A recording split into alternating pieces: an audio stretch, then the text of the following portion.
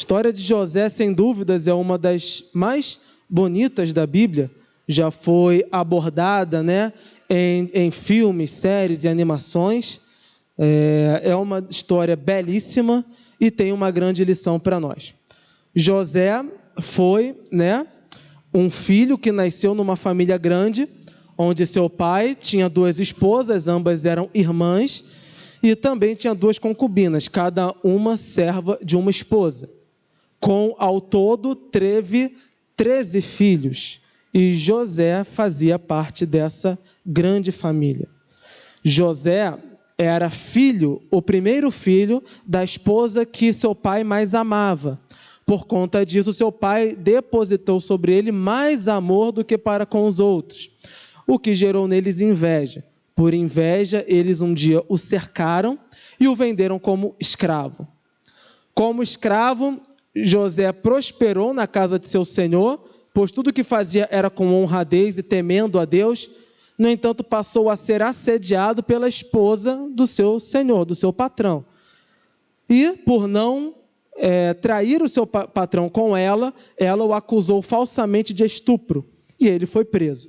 E lá foi esquecido durante 2 anos. José tinha um dom dado por Deus. Ele desvendava, né, sonhos. Deus falava com ele através de sonhos. Ele desvendava o futuro através disso. E Faraó um dia teve um desses sonhos e José interpretou esse sonho. E por conta disso, de escravo prisioneiro, foi elevado ao topo como governador do Egito, abaixo somente do Faraó. E durante um período de escassez na terra do Egito, ele bolou um plano que salvou a terra. E durante o período de fome, que atacou também a terra de seu pai, seus irmãos, que o venderam como escravos, tiveram que ir até a terra do Egito comprar comida. Ou seja, era um momento perfeito e mais que apropriado para uma vingança. Até porque ele foi vendido como escravo pelos irmãos e agora os irmãos estavam na dependência dele. E ele poderia fazer todo tipo de covardia e crueldade com eles. Ele fez alguns testes com eles, nós já lemos sobre isso, e por fim ele se revela a seus irmãos e os perdoa. E nessa passagem os irmãos acreditam que José os perdoou simplesmente porque o pai ainda estava vivo, porque talvez José não quisesse matá-los para não trazer tristeza ao pai. Mas agora que seu pai já idoso tinha morrido, nada mais impedia que José os castigasse por aquilo que eles fizeram. E eles fizeram muita crueldade. Imaginem um jovem rico, criado e paparicado, o filho do pai, o filhinho de papai preferido, ser vendido como escravo. Por ser vendido como escravo, ser acusado falsamente de estupro, por ser acusado falsamente, ficar preso. Ele perdeu tudo que tinha. E agora ele tinha a oportunidade perfeita para se vingar. Mas o que nós aprendemos? E o que José aprendeu com toda essa história?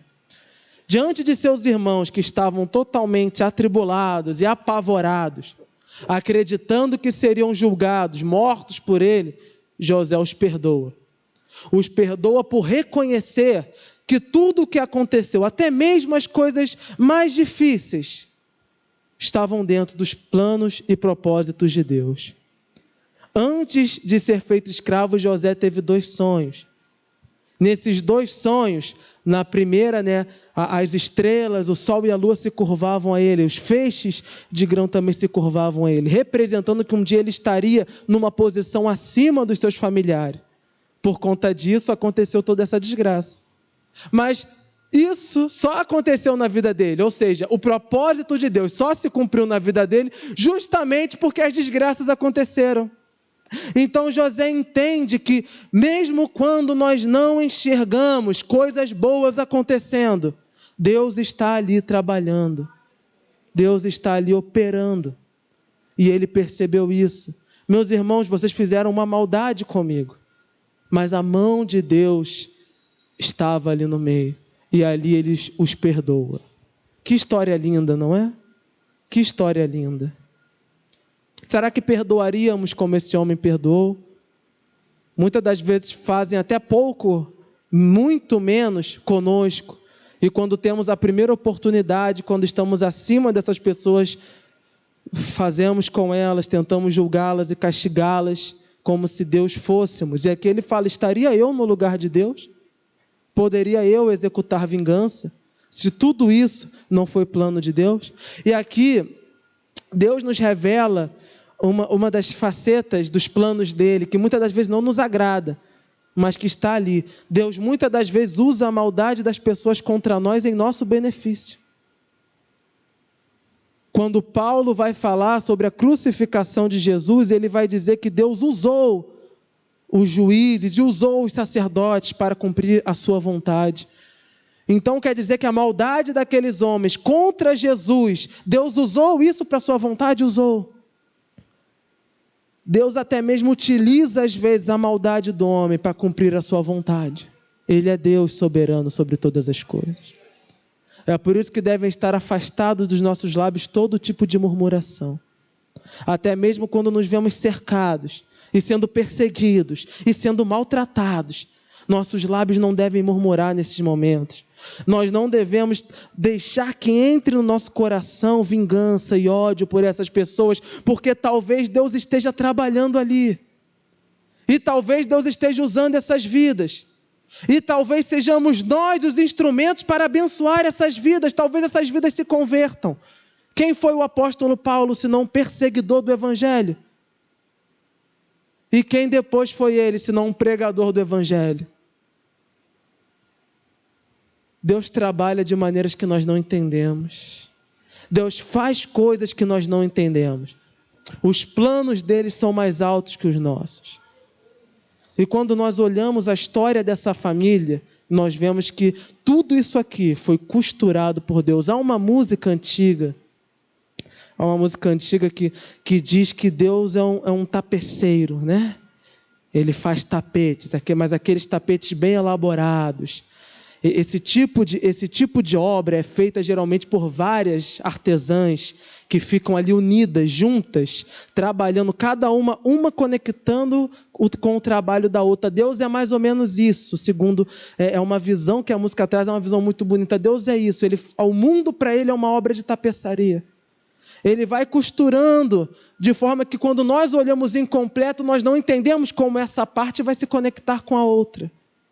Nós não sabemos como vai ser a obra final, mas Ele sabe, porque está tudo muito bem planejado.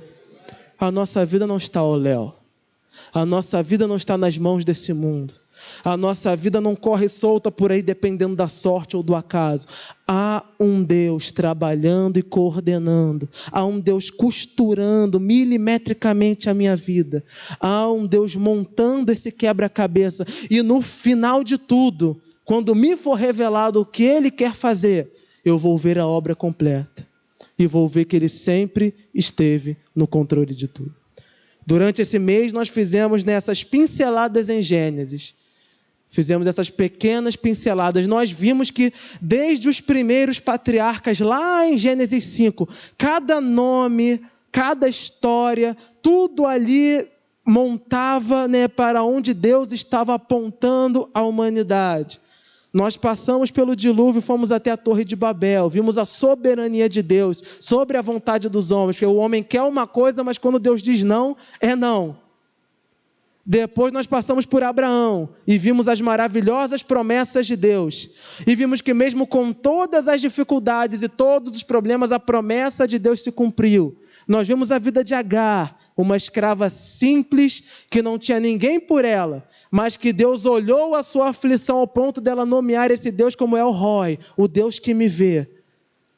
Nós passamos por Isaac, um homem que foi muito perseguido. Nós vimos isso e nós vimos que Deus o colocou num lugar espaçoso. Vimos que esse Reobote, lugar espaçoso, significa libertação, significa livramento. No domingo, Samuel falou sobre a mudança de nome de Jacó para Israel. Nós não combinamos isso, mas louvado seja Deus. Deus vem conduzindo as pregações aqui também. Ele usou manhã e noite para nos explicar isso. A transformação de vida que houve em Jacó. cujo nome, o significado do nome era traiçoeiro, porque desde bebê estava lá ele agarrado no calcanhar do irmão. E Deus o transforma em Israel, aquele que luta com Deus, aquele que está ao lado de Deus, aquele que tem Deus como seu cavaleiro, aquele que tem Deus como seu guarda forte. E agora nós estamos no final da história dessa primeira família. E nós vamos descobrir hoje as origens das tribos de Israel. Desde Gênesis 1 até Gênesis 50, Deus estava construindo a história dessa única família, baseado em uma única promessa que fez a Abraão: em ti serão benditas todas as famílias da terra. E como todas as famílias da terra serão benditas nessa família aqui? Vamos voltar um capítulo, Gênesis 49. Nós vamos ver agora a origem das tribos de Israel. E vamos ver como elas, o que elas representam para nós hoje, como Deus cumpriu a sua palavra e as suas promessas nessa família. Gênesis 49, vamos fazer uma leitura do capítulo inteiro, mas eu vou fazer algumas subdivisões.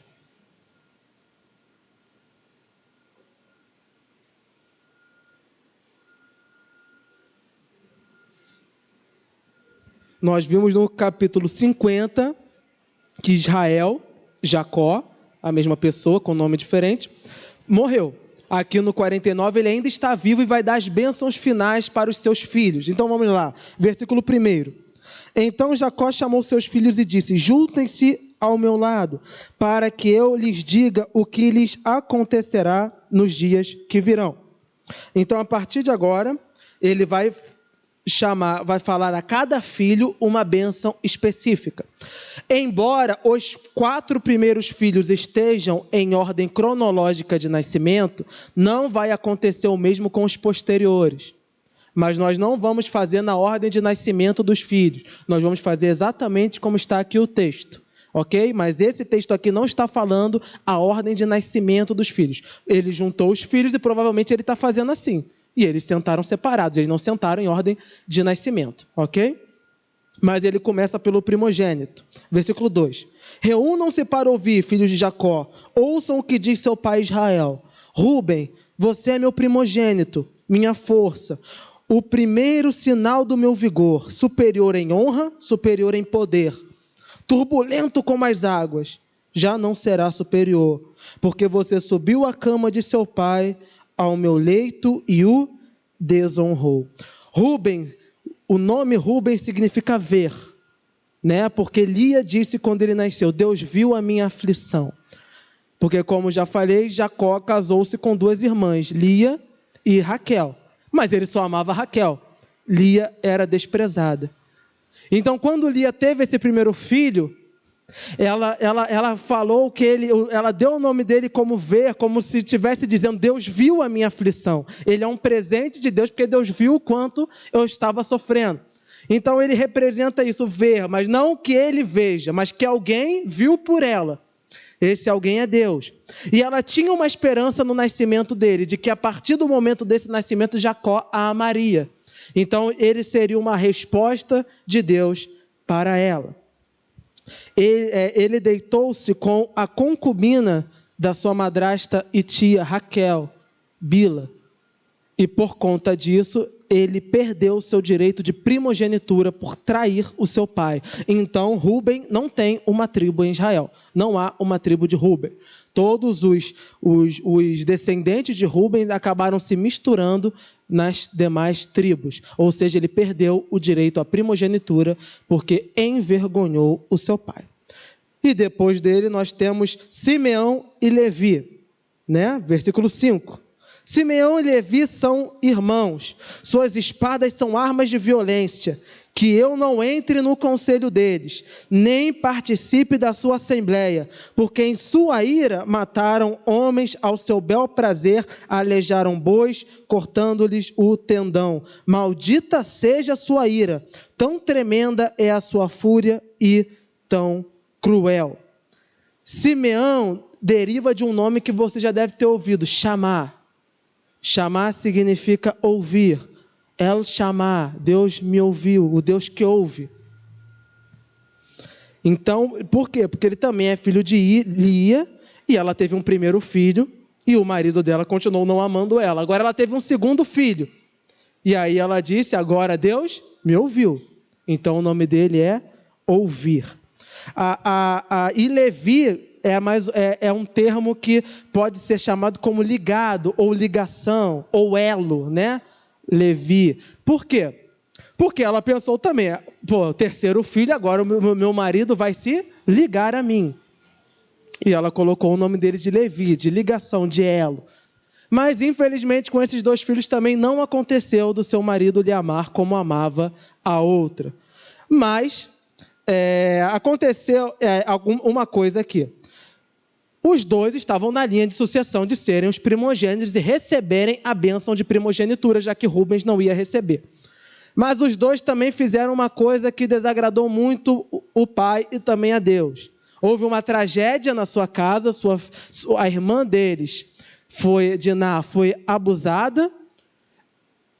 E depois disso, o pai do abusador, junto com o abusador, tentaram fazer uma aliança com Israel, com Jacó, para que apaziguasse as coisas e até tentasse um casamento entre eles. Parece-nos absurdo hoje, mas infelizmente era um costume da época.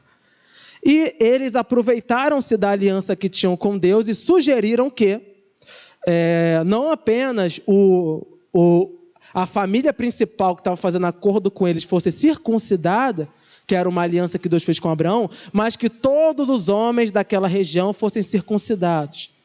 E isso aconteceu, eles foram. Nós bem sabemos que naquela época não havia muita higiene, principalmente para esse tipo de coisa, depois de adultos. Então, houve aquela febre, houve aquele período que os homens deveriam ficar reclusos, e esses dois aproveitaram-se disso, entraram na cidade e mataram todos. Todos. Fizeram uma verdadeira chacina, não apenas com o homem que estuprou ou com sua família, mas todos os homens daquela região, e também o gado, queimaram as casas, fizeram uma verdadeira desgraça, uma matança. Por isso, o pai deles também não vai dar para eles a bênção de primogenitura.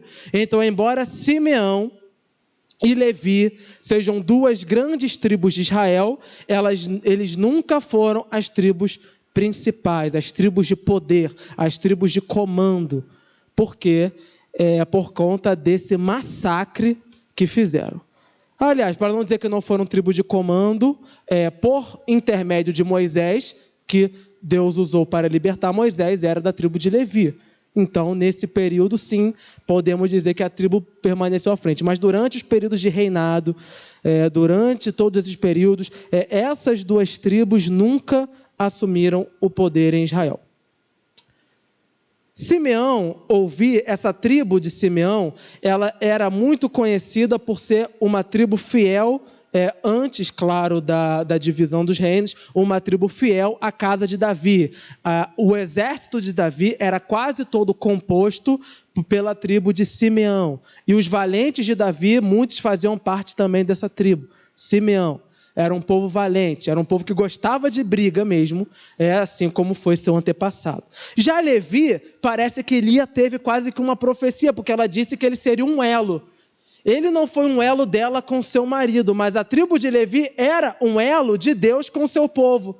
Porque a tribo de Levi foi separada por Deus para servir nos tabernáculos e depois no templo, e eles eram responsáveis pelo cuidado e pela manutenção da vida espiritual do povo. Os levitas eram aqueles que cuidavam dos assuntos espirituais do reino. Eram os levitas. Da tribo de Levi veio Moisés, Arão e depois todos os levitas que serviam no templo. Os levitas não eram apenas músicos, como alguns acreditam, né? Levitas eram uma tribo voltada para culto mesmo. Então eles eram os obreiros, eles eram os sacerdotes, obreiro que ela está usando os termos de hoje. Eles eram os diáconos, eles eram quem limpava o templo, eles levavam o povo à adoração. Infelizmente, são duas tribos que também se corromperam durante os anos, e foi a tribo de Levi, com seus sacerdotes, que foram os principais responsáveis por posteriormente crucificar e matar nosso Senhor Jesus Cristo. Então, é uma tribo que era voltada para a glória de Deus, deveria ter sido, mas acabou também se corrompendo. Então, esses dois têm essas coisas. E aí a gente vai para Judá. Esse sim, o quarto na linha de sucessão, e aquele que vai receber a bênção de primogenitura, ou seja, Jacó pulou os 3 primeiros filhos e agora a gente vai para Judá. Versículo 8. Judá, seus irmãos, o louvarão. Sua mão estará sobre o pescoço dos seus inimigos. Os filhos de seu pai se curvarão diante de você. Judá é um leão novo. Você vem subindo, filho meu, depois de matar a presa. Como um leão, ele se assenta e deita-se como uma leoa. Quem tem coragem de acordá-lo? O cedro não se apartará de Judá, nem o bastão de comando dos seus descendentes, até que venha aquele a quem ele pertence. E a ele as nações obedecerão. Ele amarrará seu jumentinho a uma videira, e o seu jumentinho ao ramo mais seleto. Lavará no vinho suas roupas, no sangue das uvas a sua vestimenta. Seus olhos serão mais escuros que o vinho, seus dentes mais brancos como o leite. Então, sobre Judá, há a promessa de primogenitura. Todos os irmãos vão obedecer a ele. E há uma promessa de uma descendência que estaria no poder para sempre. De Judá descende o leão da tribo de Judá descende nosso Senhor Jesus Cristo. Então, quando ele diz aqui que Judá é um leãozinho, é por isso que nós chamamos, e a Bíblia chama o nosso Senhor Jesus de o leão da tribo de Judá, né? Porque é uma tribo de leões, reis, governantes, senhores. A primeira vez que a tribo de Judá assumiu o comando de Israel foi através do rei Davi, que era da tribo de Judá.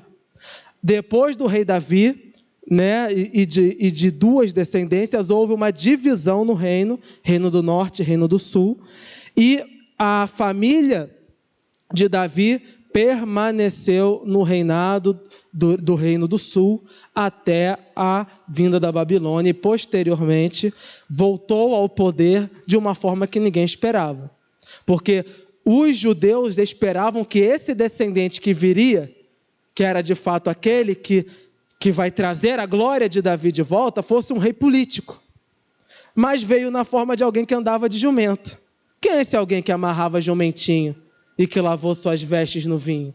Esse é o nosso Senhor Jesus Cristo, o Rei eterno. Então há uma promessa que se cumpriu nessa família aqui. Que promessa é essa? Que sempre haveria um rei até o dia que chegasse o rei, aquele cujo reino seria eterno. Sempre houve um rei, desde Davi, e veio o rei eterno, nosso Senhor Jesus Cristo. Ele é o leão da tribo de Judá. Ele é aquele que lavou suas vestes no vinho, e esse vinho foi seu próprio sangue, o vinho da nova aliança, vinho que nós vamos comemorar hoje através do suco. A representação desse vinho, desse sangue, o sangue que ele derramou pelo seu povo. Nós devemos sempre nos lembrar disso. O nosso Senhor Jesus é um rei. Ele é um rei. E o cedro de poder está nas suas mãos. E ele rege todas as nações da terra. Ainda que nós não vejamos e não entendamos, ele está no controle de todas as nações da terra. Essa é a promessa bíblica. Ele está no controle. Por isso eu posso crer, há um rei no controle da minha vida. Porque Deus me prometeu isso. E Deus não me enviou apenas um carpinteiro. Ele não me enviou apenas um homem. Ele me enviou seu filho. E esse filho, filho de Davi, a qual teve misericórdia de cegos, coxos, de surdos e de endemoniados, a qual libertou e transformou. Ele é um rei. Ele é o poderoso leão da tribo de Judá. Quem tem coragem de acordá-lo? Todos aqueles que se levantam contra ele se levantam para cair. O cedro de poder está nas suas mãos. Ele está no controle de todas as coisas. O grande leão da tribo de Judá. E o rei Davi, o grande rei Davi, descende dessa tribo, da tribo de Judá. O nome Judá significa agradecimento. Por quê? Porque Lia, a partir do 4º filho, se cansou de dedicá-los a seu marido. E ela falou, dessa vez vou louvar ao Senhor. Se ele vai me amar ou não, eu não sei. Mas eu vou louvar ao Senhor.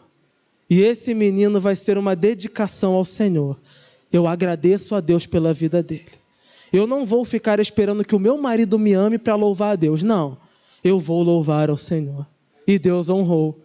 E esse menino chamado Judá é o pai dessa grande dinastia que tem por descendente o nosso Senhor Jesus Cristo. O nascimento dele nos ensina algumas coisas. O que nós estamos esperando e aguardando para agradecer e louvar a Deus? Estamos esperando o reconhecimento de outros? Estamos dedicando a nossa vida simplesmente a agradar a outros? Lia parou de dedicar a sua vida simplesmente a querer agradar o marido. Não que ela parou de querer agradar o marido, não isso.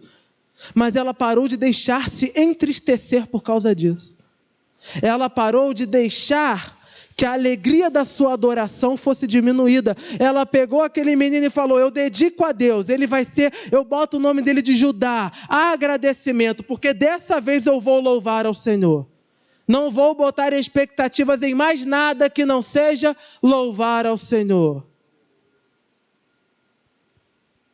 E a tribo de Judá é a tribo que se manteve no poder até a vinda de Cristo Jesus. E era nos territórios de Judá que foi construído o templo de Jerusalém, que é onde a glória de Deus habitou junto com o povo. Depois a gente vai para Zebulon, versículo 13. Zebulon morará à beira-mar e se tornará um porto para os navios. Suas fronteiras se estenderão até Sidom. Essa promessa se cumpriu. Os territórios de Zebulon eram nas fronteiras de água e o nome em Zebulon significa lugar de moradia.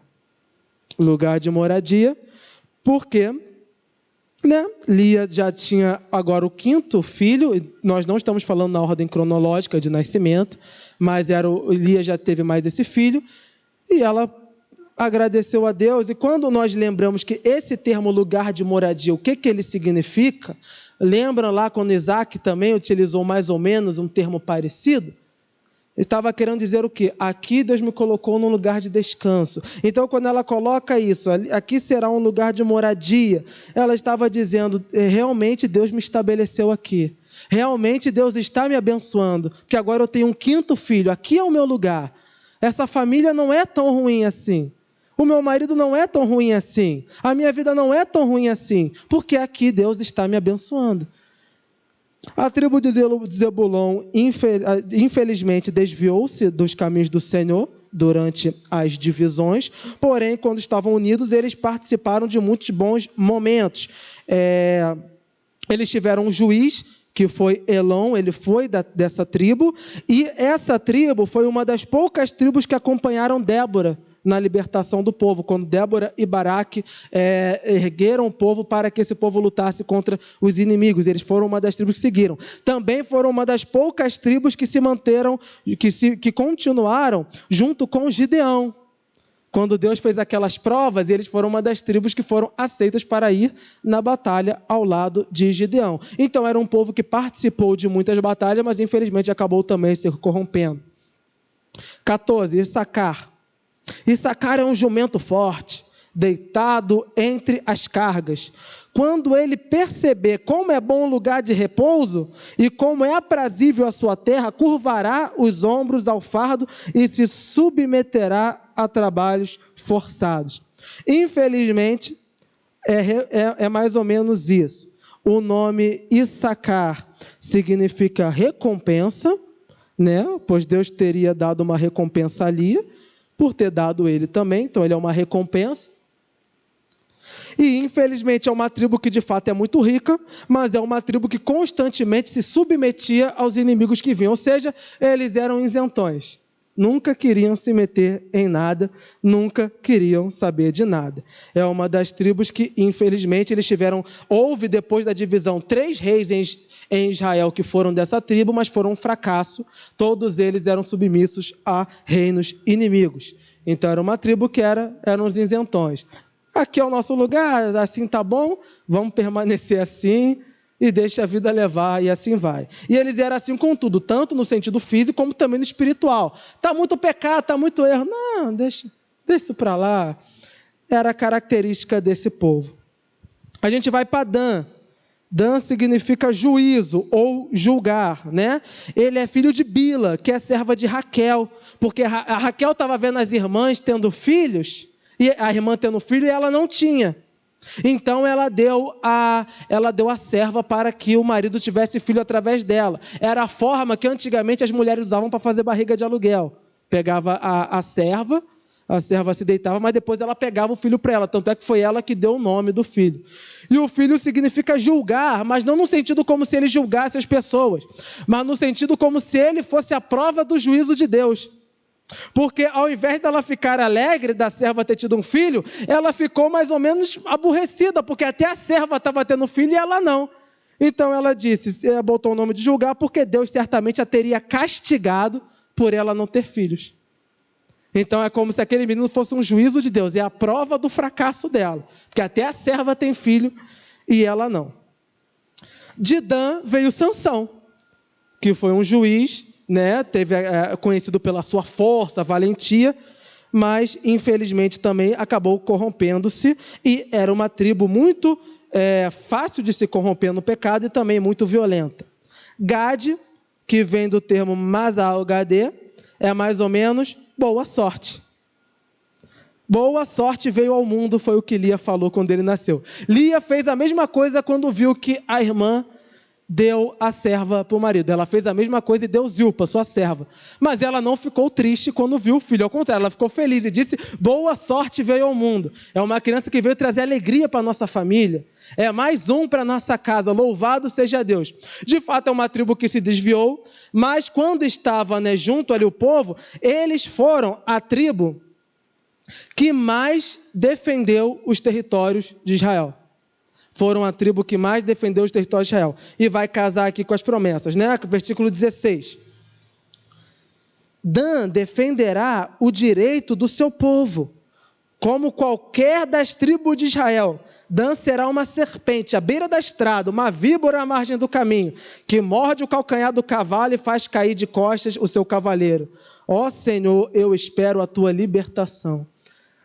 A tribo de Dan era conhecida por conta disso. Eles não se submetiam.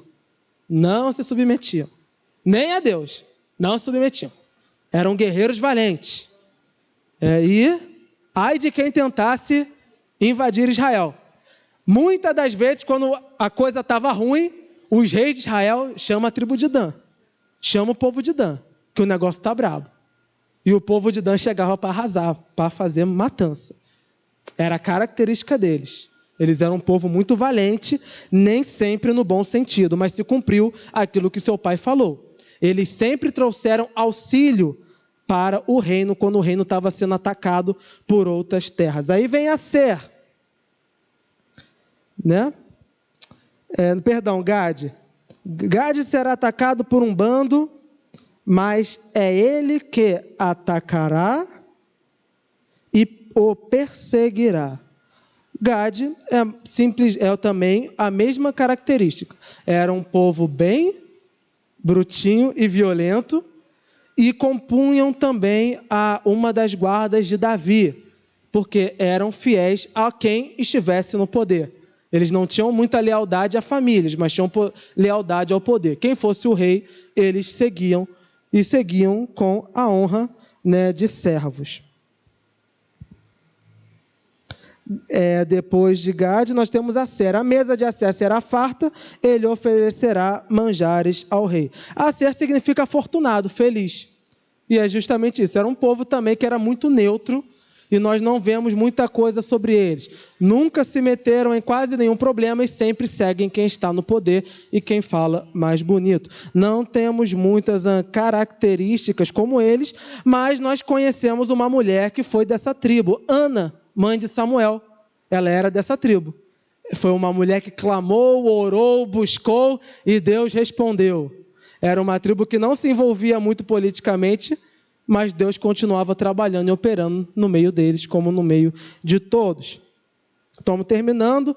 Naphtali é uma gazela solta, versículo 21, que por isso faz festa. Já dá para a gente saber o que significa, né? Naphtali é uma prece, porque dessa vez a serva de Raquel teve de novo um filho, mas dessa vez Raquel entendeu ele como uma uma coisa bem-vinda do Senhor, né? Então ele era uma resposta às preces dela. E eles eram um povo que gostavam de farra, festa, facilmente se desviavam dos caminhos do Senhor e também dificilmente buscavam mudar. Era um povo que gostava dessa vida de farra e sempre seguiam quem estava no poder. Mas tiveram um grande homem na sua tribo, um homem chamado Gideão.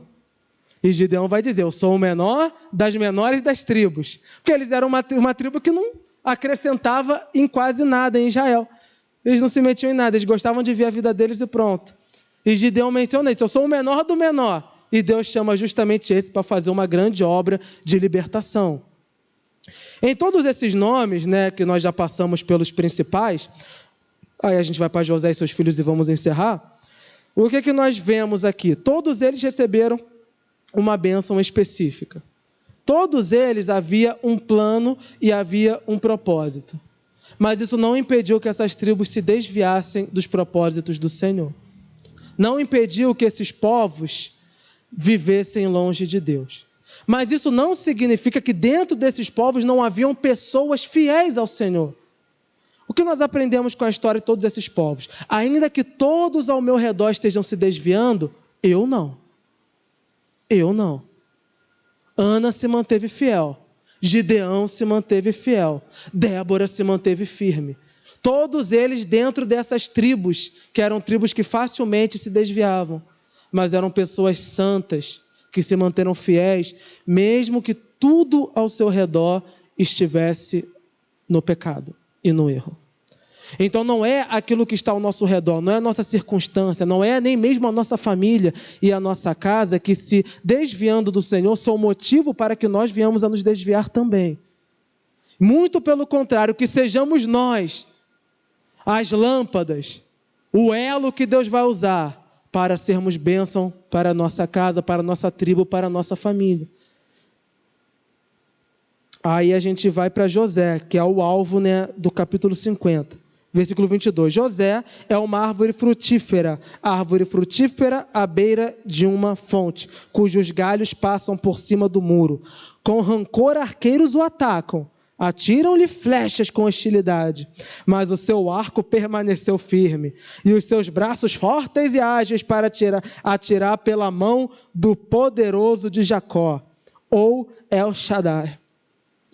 Pelo nome do pastor, a rocha de Israel, pelo Deus de seu pai, que ajuda você, o Todo-Poderoso, novamente, El Shaddai, que o abençoa com bênção dos altos céus, bênção das profundezas, bênção de fertilidade e da fartura. A bênção de seu pai são superiores às bênçãos dos montes antigos, às delícias das colinas eternas, que todas essas bênçãos repousem sobre a cabeça de José, sobre a fronte daquele que foi separado de entre os seus irmãos.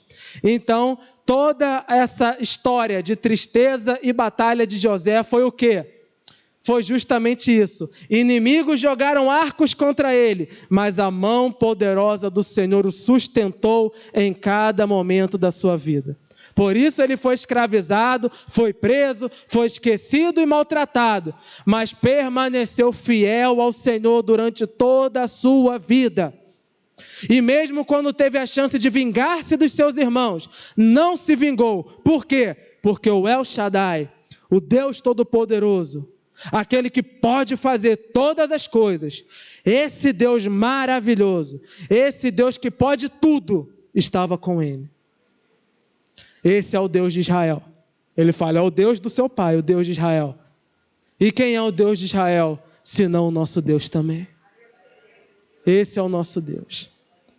Ainda que sejamos maltratados nesse mundo, escravizados, ainda que soframos todo o tipo de maledicências e maldades, há uma promessa maior nos aguardando. Há uma promessa grande sobre as nossas vidas também. Uma promessa que também vem do nosso Pai.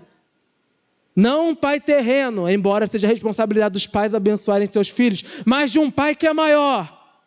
E por intermédio de Cristo Jesus nos adotou como filhos. Esse Pai deu uma promessa para nós também, que estaria conosco todos os dias de nossa vida, e que um dia Cristo Jesus voltará para nos buscar, e que há um reino maravilhoso à nossa espera. Essa é a grande promessa do nosso Pai. O nosso Pai tem promessas para nós também. Devemos nos manter firmes e confiar no Senhor. José não tem tribo em Israel, porque Jacó substitui José pelos seus filhos, como se estivesse dobrando a bênção que deu aos seus filhos. Então, os filhos de José, Manassés, que significa aquele que está entregue, num sentido de que ele tinha sido esquecido pela sua família, e Efraim, que significa aquele que tem fertilidade. Ambos esses herdeiros, né? E inclusive Débora vem da tribo de Efraim. Esses dois é que são aqueles que terão a tribo em Israel, Manassés e Efraim.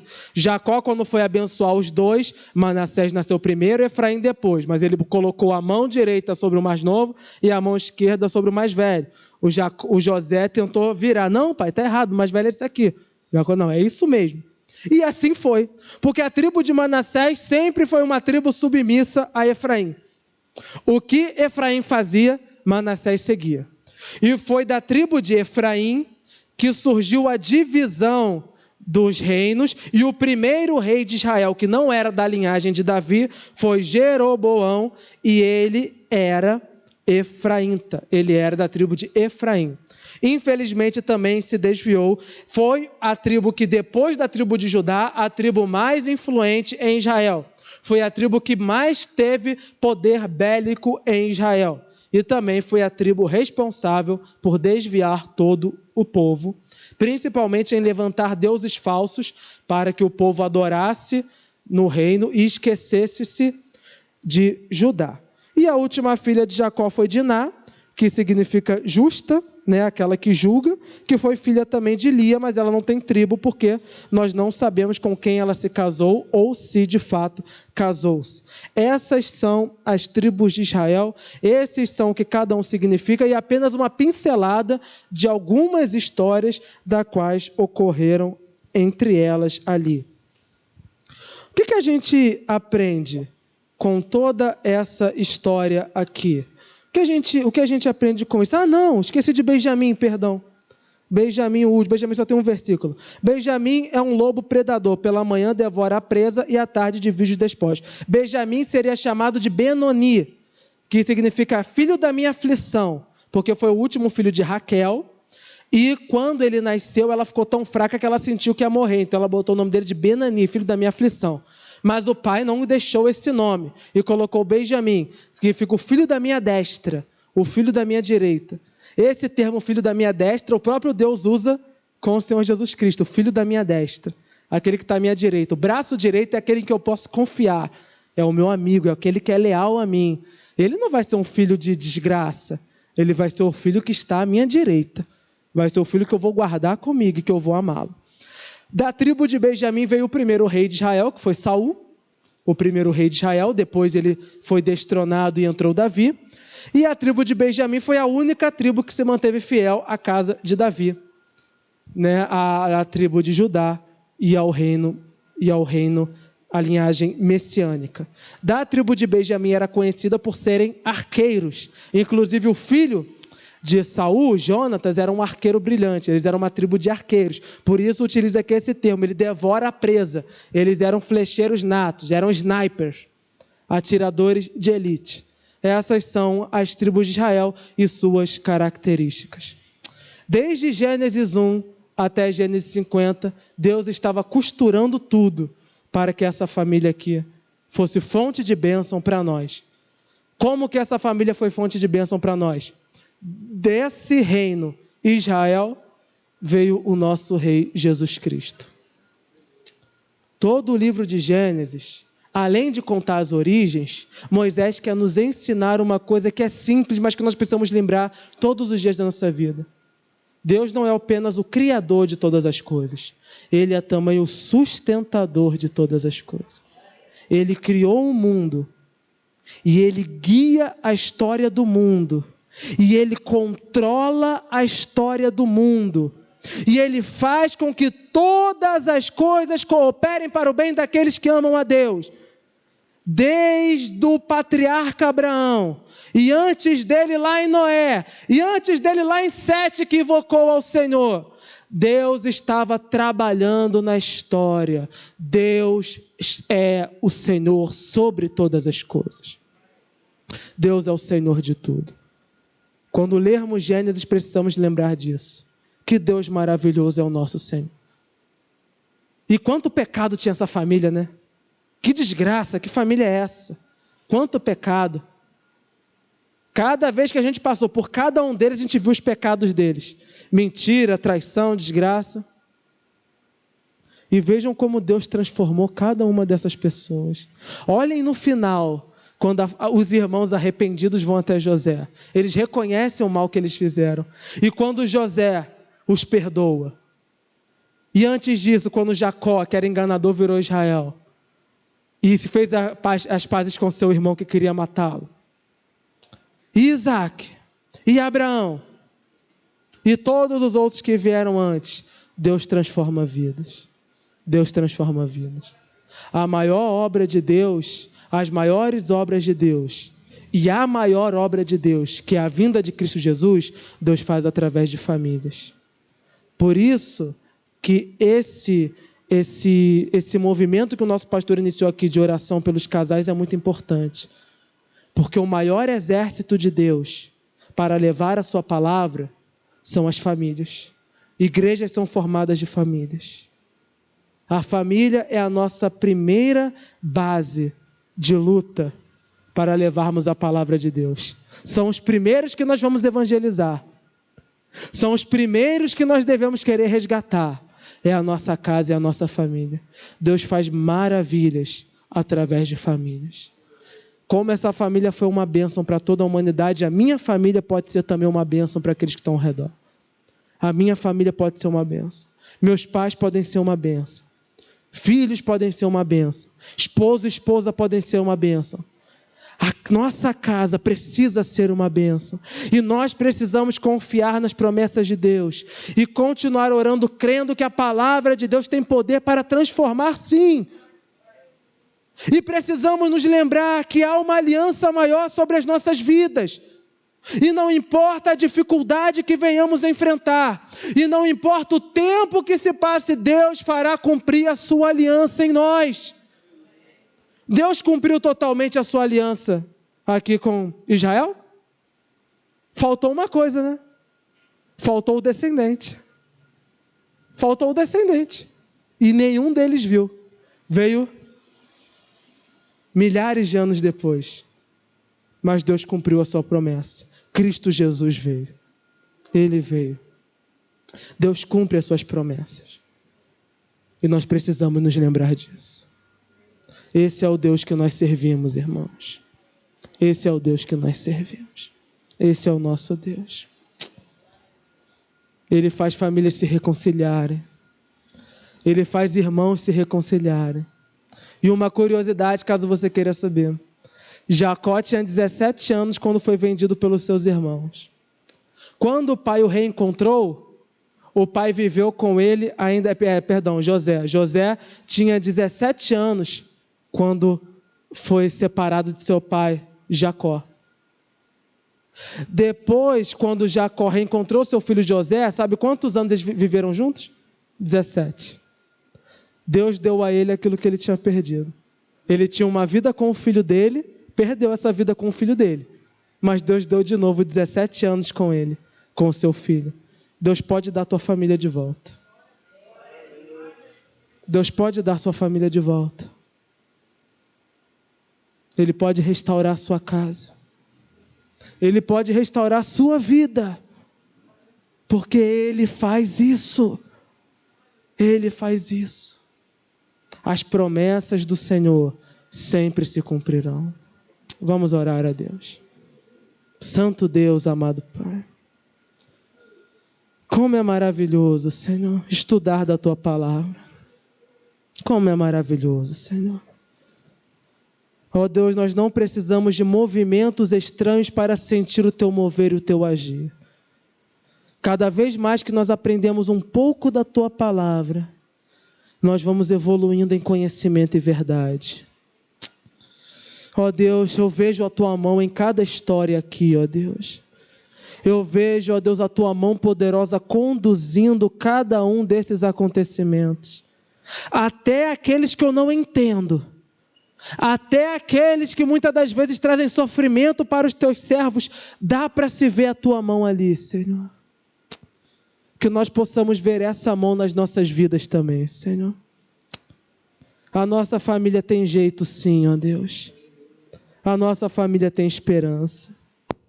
Ainda que tenham havido brigas, dissensões, ó Deus. Ainda que tenham havido traições, ó Deus, dentro de nossa casa. Ainda, ó Deus, que tenham, Pai, se levantado pessoas de violência dentro de nossa casa. Ainda, ó Deus, que desgraças tenham acontecido no nosso lar. Tu é poderoso, ó Deus. Tu é poderoso, Senhor. Tu és o Deus Todo-Poderoso. Tu és o Deus de Israel. Tu és o grande El Shaddai. Tu és aquele que tem todo o poder, Senhor. Santo Deus maravilhoso, Pai. Tu pode mudar a nossa casa. Tu pode mudar a nossa história, Senhor. Tu pode realizar os nossos sonhos, ó Deus. Tu pode reconciliar a nossa família. As tuas promessas são maiores que todas as coisas, ó Deus. Que, ó Deus, que durante, ó Pai, esses momentos de aflição e batalha que nós temos enfrentado durante a nossa vida, nós possamos nos lembrar que os nossos olhos devem estar fitos não nas aflições, mas sim nas promessas que nos aguardam, Senhor. Porque as tuas promessas hão de se cumprir, ó Deus. Hão de se cumprir. E nós vamos ver o teu agir, ó Deus. Dá-nos fé, Senhor. Dá-nos fé para que possamos esperar o teu momento. Dá-nos fé para que possamos esperar que a nossa família volte a nós. Ainda que levem anos e anos, Senhor, dá-nos tempo. Eu creio que eles virão, Senhor. Eu creio que eles virão. Tu nos usarás, ó Deus, como fonte de bênção para nossas casas. Tuas promessas hão de se cumprir nas nossas famílias, ó Pai. Nós cremos nisso. Conduza-nos agora, ó Deus, durante a celebração da Tua Santa Mesa. Que, ó Deus, possamos nos lembrar dessa aliança que fizemos contigo. Que um dia o leão da tribo de Judá veio. E através das suas vestes lavadas em sangue, hoje as nossas vestes são alvas como a neve. Nós fomos purificados do nosso pecado, libertos dos nossos opressores, e sobre as nossas vidas há um rei que rege e governa sobre todas as coisas. Em Ti está a nossa liberdade, a nossa esperança.